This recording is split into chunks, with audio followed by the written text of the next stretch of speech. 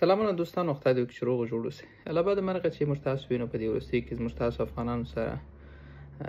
ډیر ظلم روان دی. ګاونډي هیوادو کې کم افغانان چې هلته مهاجر سوي او د ضرورت له مخې ګاونډیانو ته هلته پناه وړې او هلته اوسېږي.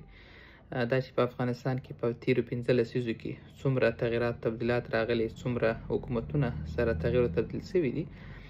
په هره دورې کې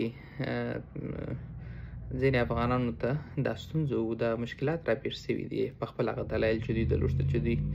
ګاونډیانو ته هلته مهاجر سي او هلته ولاړ سي. نن وینو چې زموږ هغه ګاونډیان چې هغو سره مشترکې پولې لرو، هغو سره ځینې مشترکات لرو په فرهنګي لحاظ، په ژبني لحاظ، په اسلامي لحاظ، د هر ډول څخه موږ ورسره مشترک نقاط لرو. ولې پرته له دې سربیره پر دې ټولو مسایلو بیا هم زموږ د افغانانو سره هغه افغانان چې هلته دوی ته پناه وړي، هلته اوسېږي، د هغو سره ډېر بېحرمانه په بې عزتي ډول باندې هغو سره چلند کېږي. حتی هغه عفت د خویندو نه ساتل کېږي. هلته د سپین ږیرو په تړاو باندې هم دوی خپل هغه وحشت او دهشت او خپل ظلم کوي. نو باوجود چې په افغانستان کې خپل وطن خپل کور دی افغانستان، خو که چیرې موږ همیشه د ګاونډیانو له خوا څخه تر خوږ ګوتې نیول سوي یو، خو نن که د هغو په جغرافیه کې زموږ لاس نه رسېږي، اما خپل د جغرافیې په دننه کې مو دا لاس رسېږي چې هغه څه پر دوی باندې مهار کړو کوم چې د دوی هم خوږ ګوته زموږ په لاس راځي. ښه بیلګه د افغانستان خوږې اوبه دي. دا اوس زموږ پریمانه اوبه پاکستان ته روان دي او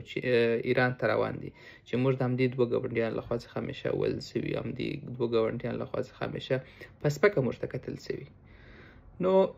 زما وړاندیز داسې دی، کم افغانان چې دا اوس د پاکستان څخه د هغو له خوا څخه چې ویستل کېږي او بې عزته کېږي او دا افغانستان ته راځي،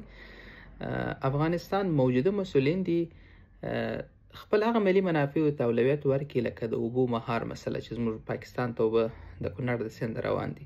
دغه افغانان چې را روان دي همدغه دې جلب کړي، همدغه دې جذب کړي. زه په دې باور لرم چې دغه خلک انجینران هم لري، دغه طراحان هم شته، ډېر علمي خلک شته، حتی کارګر شته چې د دې اوبو په مهار کې، د دې بندو په جوړولو کې پرته له دې چې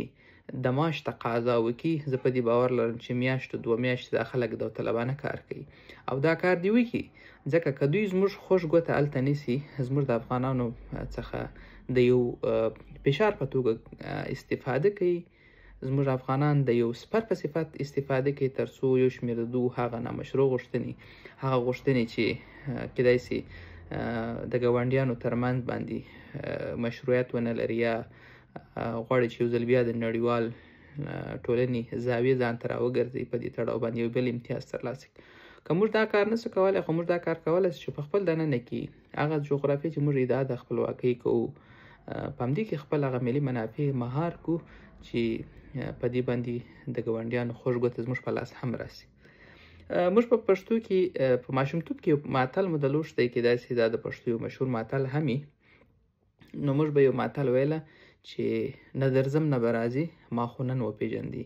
خو زه وایم چې موږ خو پرون څخه دا خلک پېژندلي. که چیرې دوی یو ځل تورخم بندي، یو ځل سپین بولدک بندي، یو ځل زما د افغان مهاجرینو څخه هلته داسې یو استفاده کوي چې هغه یو ځل بیا یو امتیاز ترلاسه کړي او پر دوی باندې ظلم ترسره کېږي، خو موږ کولی شو خپل اوبه مهار کړو. که دوی دا ادعا کوي چې موږ د چترال اوبه افغانستان ته ځي او بیا بیرته راګرځي، دوی د خپل چترال مهار کړي، موږ به خپل د کونړ سیند مهار کړو. نو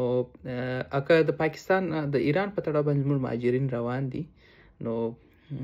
دا مسؤلین دي دغه ټکس چې د هر موټر په سر باندې چې د 20 تر 25 کسان په دې موټرو کې روزمره 2000-3000 کسان ایران ته د مجبوریت له مخې ځي،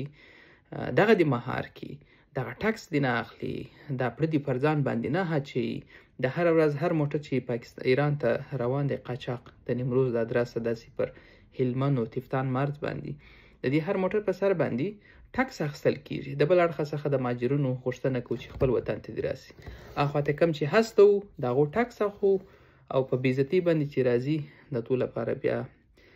ځانونه مسؤلین نه بولو، او که مسؤلین بولو وایو چې موږ دا کړي هغه کړي. زه وایم چې تر دې ټولو خبرو راتېر سو هغه څه ته اولویت ورکړو چې زموږ افغانستان قدر په ساتل کېدلی شي. دغه افغانان چې راځي او که دا وي تللي دا په هر دور کې د یو مجبوریت له مخې تللي. نو که د افغانستان څخه لیرې مهاجر په نورو هیوادو کې دي لکه دا موږ چې یو دا خو یو اړخ دی، خو کم خلک چې د افغانستان سره پوله پر پوله په ګاونډي هیوادو کې پراته دي او د هغو له خوا څخه ظلم ورباندې کېږي، دوی ته خو زموږ لاس رسېږي، پاکستان ته مو لاس رسېږي، ایران ته مو لاس رسېږي، هغه 4 نورو هیوادونه چې زموږ سره پر پوله پراته دي هغو ته خو مو لاس رسېږي. که هغه د یو اړخه څخه پر موږ باندې ظلم ستم کوي، د بل اړخه څخه د هغو ګټې په موږ کې دي، د هغو ګټې هم زموږ سره شریکې دي. هغه ګټې چې دوی زموږ سره موږ کولی چې هغه خپل هغه څه چې زموږ په اختیار کې دغه کنټرول کړو. نو ښه خبره دغه ده چې دغه افغانان چې وطن ته را روان دي دغه ګټې چې زموږ د مشترکاتو، موږ همیشه پاکستان ته ویلي چې ښه ګاونډی ولې هېڅکله هغه موږ په ښه ګاونډي نه حسابولي، همیشه هغه خپل دښمني موږ سره څرګنده کړې په هر دور کې، خو موږ هغو ته د ښه خطاب کړی، موږ همیشه دا ویل چې ښه ګاونډی ولې هغو هېڅکله خپل اخلاص د دوستۍ موږ ته نه دی څرګند کړی. نو ځکه که ایران دی همدغه خبره ده، که پاکستان دی همدغه خبره ده. موږ همیشه که یو څه د افغانستان د ادرسه یو چا ترسره کړي فردي، موږ هغه ته همیشه سپیناوی کوو، ولې هغه چې هر کار کوي هغه په ډېر سپینو سترګو دا کار کوي. نو خپل هغه